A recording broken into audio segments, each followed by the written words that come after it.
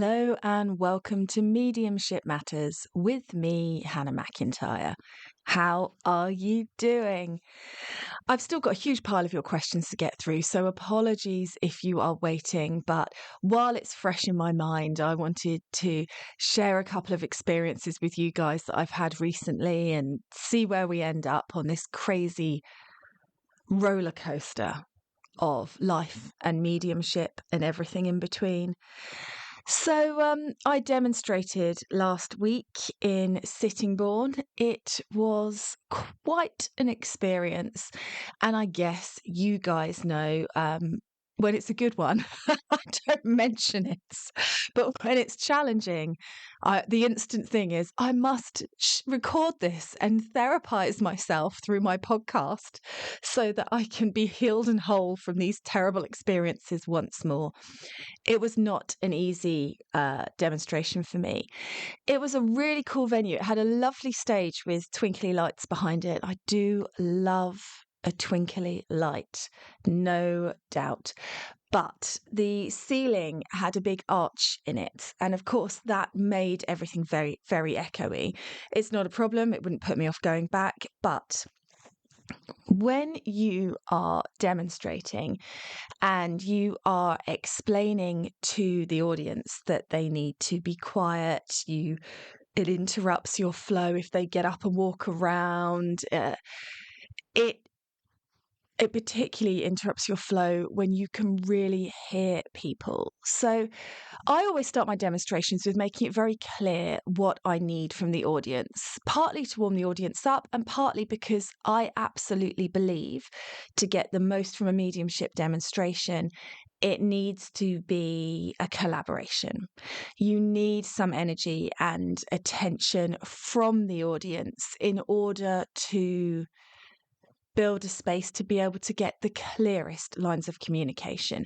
I'm not saying that you can't communicate with spirit at all, but I do wholeheartedly believe that the energy your sitters bring, the energy the audience brings, impacts your mediumship. And it was quite a experienced audience. I would say at least 75% of them put their hands up when I said, "Have you ever seen a medium work before?" But bloody hell, were they badly behaved. So I had back left, right at the very back, two ladies that talked, got up, moved around the whole way through the show. And then two people front and right who talked all the way through the show. And a lady front and centre right in front of me. Now, here's an interesting thing.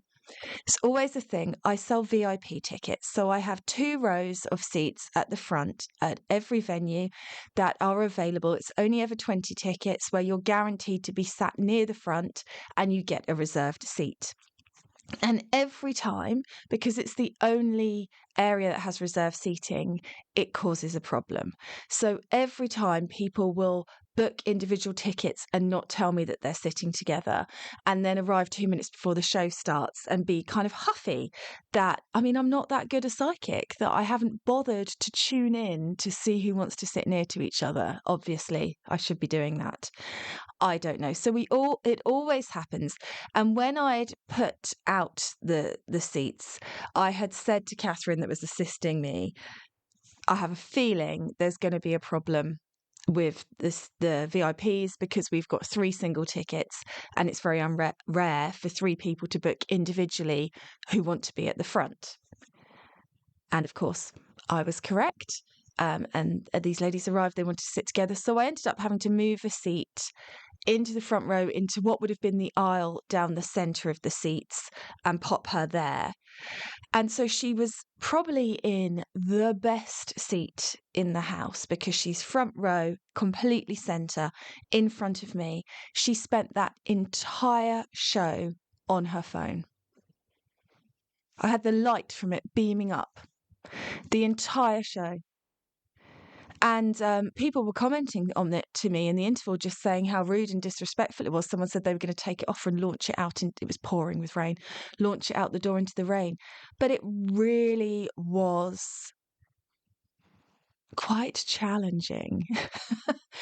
Just a lot of energy, a lot of triggers for me. And this is the thing with mediumship, because if you take it as an isolated kind of experience, it's me communicating with the spirit world, then it shouldn't impact my mediumship. But actually, I find that it really does. And I find this for students as well. If you have somebody that has a big, warm, open, engaging energy, your mediumship will be better.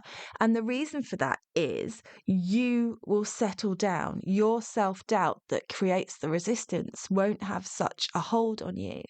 So when you've got people listening for 3 bits of evidence, deciding that it's not for them, getting up and walking out of the hall to go for a cigarette while you're mid-link, trying to go back to the bar even though the doors have been shut while you're doing your show, it really is, it's a lot. They were a rabble. um, it made it really difficult. And I wanted to talk to you guys about that because I have been talking to my students on the Gateway. This has been coming up, and on the Me, Myself and Spirit course, just how much you are responsible. And this is the thing about mediumship. This is why it never gets comfortable, because to a certain extent, there are days, of course, when your energy beats what's going on with you mentally. But to a certain extent, if it was just you and spirit evolved in this concoction that makes mediumship happen, there would be no problem. You can control yourself to a certain extent. Yeah, fear's going to beat you every now and again, but you learn to get through that. But when you've got this added component who, even when you clearly stand up and tell them what you need from them and tell them how it's going to be, just ignore you, it really does impact what you're able to do. Now, I think, very well under the circumstances. Did I get those massive dopamine hits of smashing it out the ballpark? Not as many as I would have liked, but I did okay. I think there was one spirit that wasn't taken. It's just the way it goes. But it really is such a fascinating. I just don't understand, to be honest, why you would pay for tickets for something that you're not going to watch. I don't understand. When I went to see musicals with my husband at the theatre, why are people talking through musicals? I don't understand. Just go to the pub. No one is saying don't talk with your friends. We're just saying not in the cinema. I had to tell someone off when I went to see Barbie.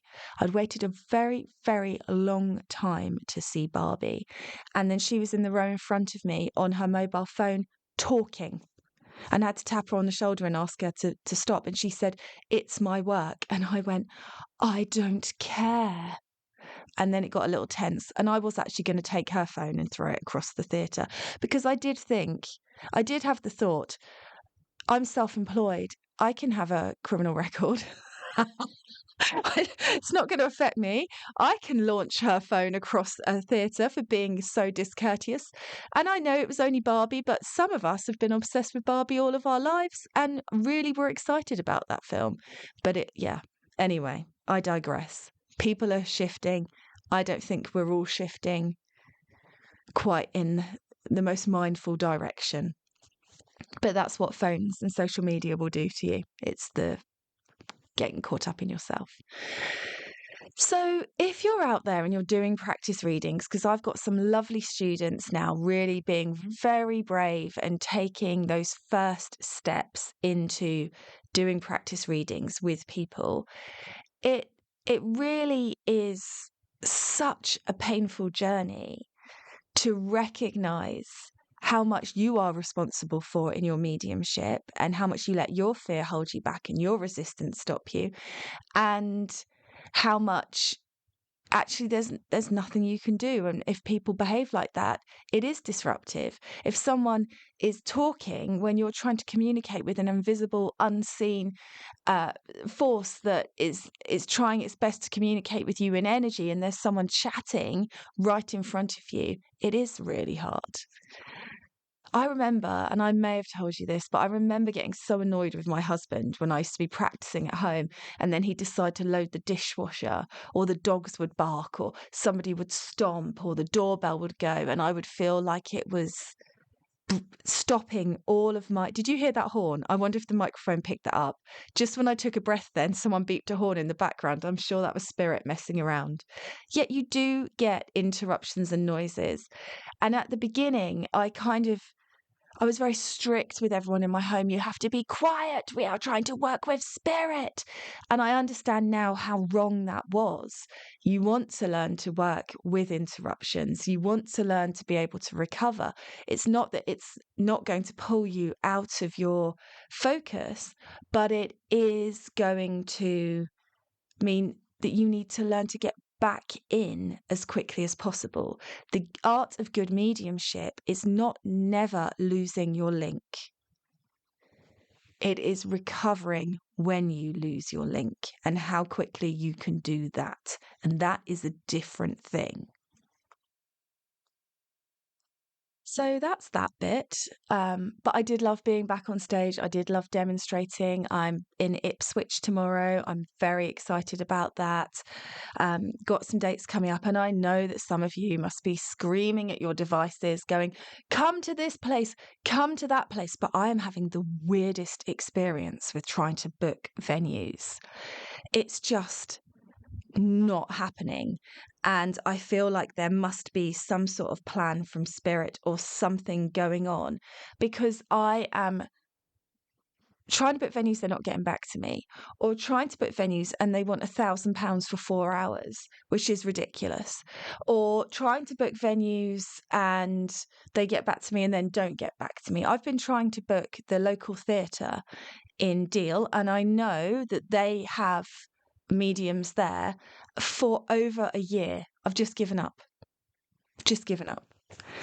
And it's just, yeah, I feel like I'm being guided down a path at the moment, and it's a path of my own choosing. And this must be paying into some of the things that I've asked spirit for. But it is a path where I turn and then a shutter comes down, and then I turn the other way and a shutter comes down, and I go, okay, and just have to keep trying to go forward. It's fascinating. If you're out there as some sort of agent or tour manager, I need you. I can't do it on my own anymore. I haven't got the contacts. I haven't got the veracity. I'm exhausted. I just want to turn up and dem and then go and have a glass of wine in a hotel and then go home. I don't want all of this extra stuff that is needed. I want someone to do that for me. Anyway, that is a request that I made to the universe 2 years ago. No such person has approached me yet. But we live and we learn and we hope. Because I've really had this with teaching for next year. I think 2025 is going to be the year of me demonstrating and doing the work. And so you can expect plenty more Moni podcasts of all my trials and tribulations, but not so much teaching. I've got Elevate, which is a good thing to remind you. Elevate closes, the early bird closes in 2 weeks. That's in January. I'm doing Spirit-Led Reiki online in January. So Elevator's Evidential Mediumship, Spirit-Led Reiki. I've got my January retreat, and then nothing. Apart from the gateway, I will not be doing any teaching as it stands at the moment. I'm going to be focusing on getting out there, doing the dems, doing the readings, hopefully demming a lot. That's really where I want to be. And so it's all changing. And this is really apparent. Like, I booked Glastonbury for May next year. I'm always there in May. And you can say that when you're on your third go. Yeah, always. Glastonbury, May, darlings, always. And I thought, well, as I'm going all that way, I'll try and book a venue for a workshop. And this was several months ago. The venue I use this year has already got a booking. The venue I use for my demonstration could only do 1 day. I cannot find a venue that is free. except for one venue that was free, who then, after I got right to the point of booking, then went, "Oh, hang on a minute, you're not doing anything metaphysical, are you? Because we don't allow that." And I was like, "You're in Glastonbury. Everything's metaphysical. What?" So again, just feeling these shutters like, no, this is not what we want you doing. This is where we want you to be. And being very directed, which is an unusual experience because you know that for the most part, I believe we create the path as we walk along it. Well, I think I've set intentions for the path ahead. And so to keep me on that path of what I have asked for, they are kind of, it's like bowling when the supports come up either side so you can't roll into the gutter. That's what I feel like. I try and bounce off and I get rectified. I try and bounce off the other side and I'm just held on the path, which is actually quite nice. After years and years of me having to create the path and do the path and everything like that, it's rather lovely to just be, okay, I trust. I'll see where I end up. I also wanted to share with you a bit of a crazy experience I've had recently, and I want to try and make sure that I do it in the most mindful and appropriate way. So I'm not going to use the real name of the person that this interaction happened with. I'm going to call this person Catherine. And so probably 6, 8 months ago, I'm not entirely sure, I had somebody called Catherine who joined my online school. It was the Mediumship Matters Spiritual School at that point. And they didn't really get involved. They never came to a live. I never saw them. So there's some people that joined the Gateway, the Mediumship Matters School as it was, and they just watch the videos and they watch the lives, but they don't join any of the lives. And as we all know, they're going to have to eventually, but you have to wait for people to be ready to push themselves in that way. And so I think after about 2 weeks, she messaged me on Instagram and said, just to let you know, I won't be continuing with your school. It's a really good school, but I've found a local circle that suits me. And I was just like, well, fine.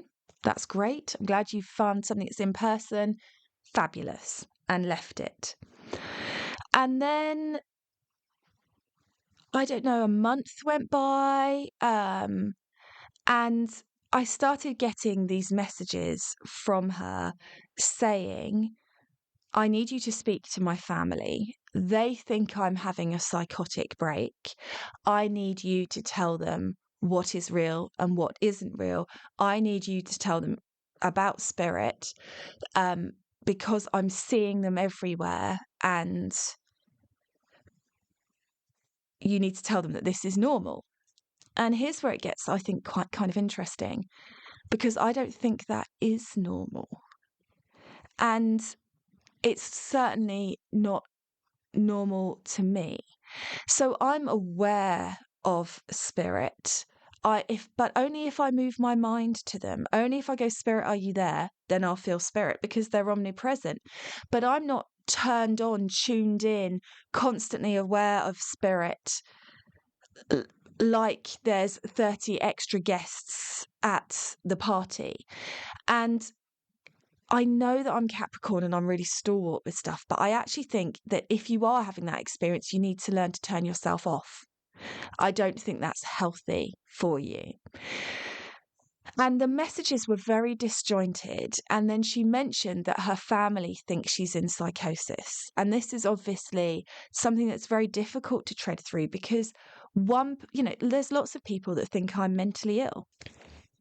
There's lots of people that look at mediums and think we are either purposely ripping people off or deranged. And so one person's reality is another person's insanity.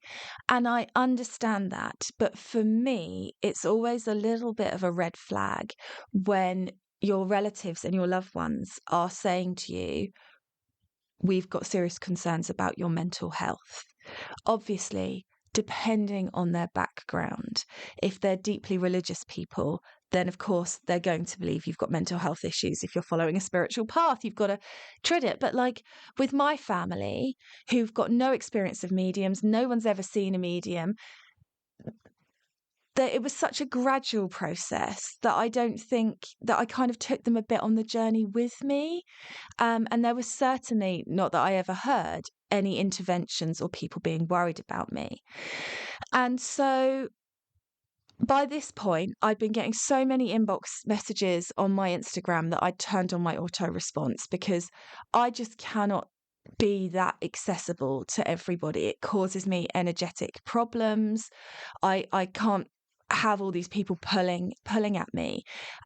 It's too hard. So I've turned off receiving private messages on my Instagram and on my Facebook. I don't get them. I don't look at them. I don't see them. You just get an auto response, and that's that.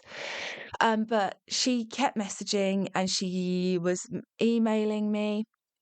And in the end, I had to say, well, I think you should follow your family and take your family's advice, maybe get checked out.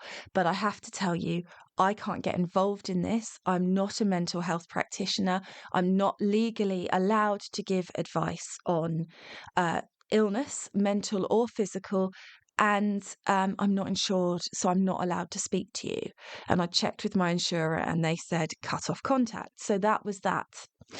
And I got a huge amount of abuse back, which was fine, because I get that that was frustrating.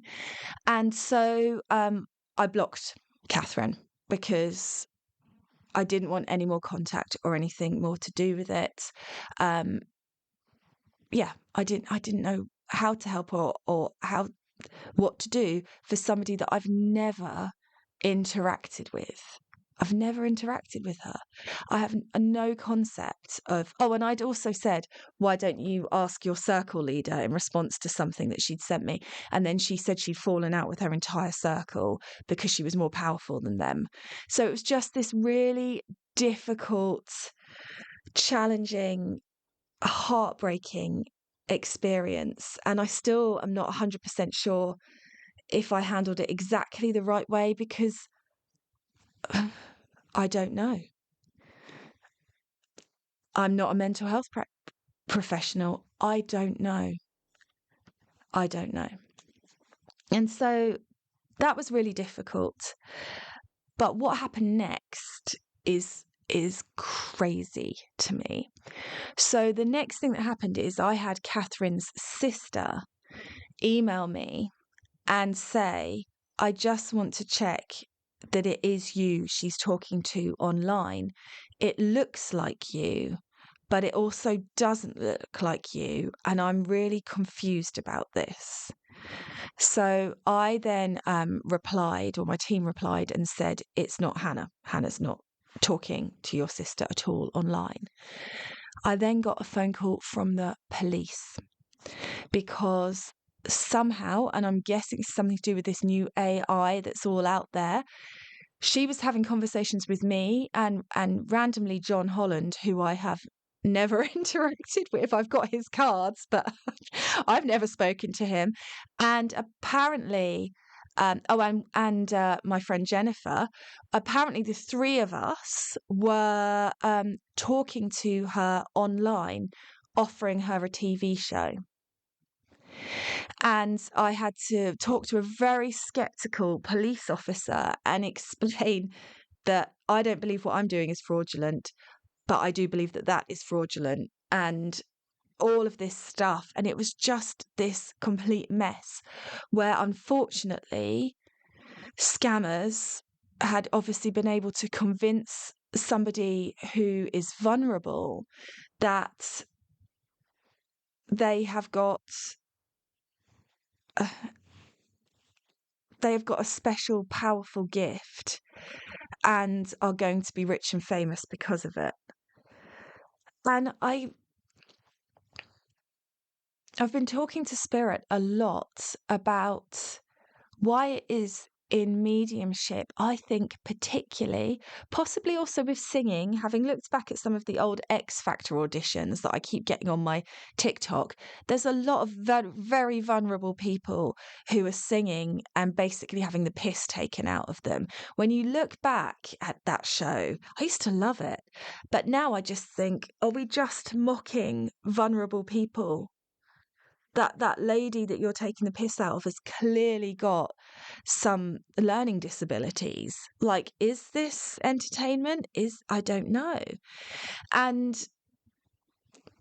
so I think perhaps with singing, but I also think there's something in mediumship where people are so desperate to make sense of all of their hardships that the only possible answer can be that it's going to be so amazing after these hardships that it will all make sense. It's almost too much for people to just go, this was a really difficult, shitty experience, but my life carries on, rather than your life having to shoot off in some amazing trajectory. And there's a real naivety, I think, in believing that you can do 2 weeks of work with spirit and believe that you will get a television contract, that you're good enough to be doing that. And obviously that comes from the vulnerability. But then I see people again and again and again getting scammed by people online, being told, and there's just something in it. There's something in the dialogue of spirituality of the universe is always working in my favor, which I believe it is, but also all of these difficulties will transmute into something mega that I think makes us very vulnerable to scammers. But there's also the bigger questions here that I don't have the answers to about mental health and responsibility, and where, as a spiritual teacher or somebody that offers a reading, where that line is. Because if my insurers had not been so, you are not allowed to speak to this person anymore, I don't know what I'd have done, because I felt responsible. Even though I'd never interacted with her, she had taken up an offer and got a 3-month subscription to my school. So I'd taken money from her. And where is that line? And it's always an interesting line of how much you give versus putting in a boundary with people, and how much you're responsible for, and how much people are responsible for themselves. And I don't have the answer. I'm still just mulling it over, but it's something that we need to really think about. We really have to be responsible for. I've really changed the write-up for the gateway now with the terms and conditions, to make it really clear that you don't get to email me one-on-one questions. You don't get personalised mentorship as part of it, just so that I can feel really clear about where the boundary is and what I've agreed to in my part of the deal. I don't know, though, if somebody that's in that vulnerable place would read the terms and conditions. And I'll tell you, I'm watching Love is Blind UK at the moment. You know how I love trash TV. But just like Love is Blind USA, these are vulnerable people. These are people that are damaged and afraid. And I mean, it makes good TV, no lie. But these aren't people that are ready for relationships. They haven't got relationships with themselves. They don't know themselves. They're all so tangled up and messed up. They're all buying into that idea that that one perfect person is going to come and fix them and change everything. And I feel like in mediumship and spirituality, we have to just be so careful, because we do deal with people in their absolute most vulnerable moments. We are dealing with people who grieve. We are dealing with people who are feeling uh, disconnected, who have hit rock bottom, who are in pain. So, where do you think that line is? And I mean, where is that line? It's a funny thing because, as I just said, I have my autoresponder on. And that for me does stop a lot of the very intense questions that I get from people, because as soon as you tell them they've got to email, they don't bother. It's a funny thing. But it, if you're going to set yourself up in this space, I have people, here's a good example. I have people messaging me asking questions for guidance about my book. I have had people online, the usual, if you're a medium, tell me what my first dog's name was. Oh, bore off. All of that stuff. If you're a medium, what can you tell about me? Well, I can tell that you're somebody that comments on a Facebook post wanting a freebie. That's what I can tell. I don't know.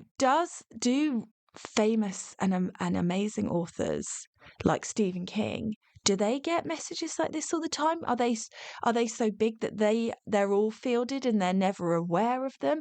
Is it funneled? Like,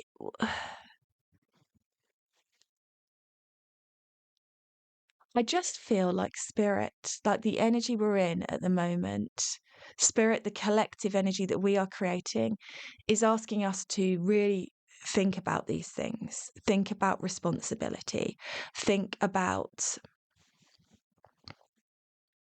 what the line is. And this is the trouble with ethics, because I'm sure there are some people that are listening who think I handled this really badly, and some people that agree with the way that I handled it, because that's the thing. You can only do walk your path. You can only follow that line. And when you've got people that are using your face and pretending to be you, I mean, I had to say to the police officer, I haven't got a TV show. Why would I be offering TV shows to other people? And of course, it's so logical to me because I'm well at this moment, touch wood. I when you're unwell and you can't think clearly, you don't have those logical connections being made.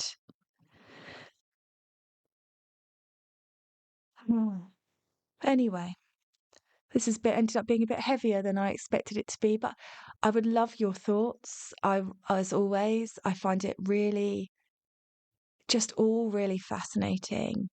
Is a good disclaimer enough? Um, What about your boundaries? Are you setting really good ones? I mean, I've had lots of lessons in this. I always say to my students, never, ever friend request anyone you do a reading for, and never accept a friend request from anyone you do a reading for. You wouldn't for a grief counsellor, don't do it for a medium. But there's still those kind of funny blurred lines all the time, and everything that happens as a result of that, and trying to navigate it. So there we go, another episode, whole outpouring. I will get to your questions, I promise, when I get back from demonstrating in Ipswich. Wish me luck, and I will catch up with you all again very soon.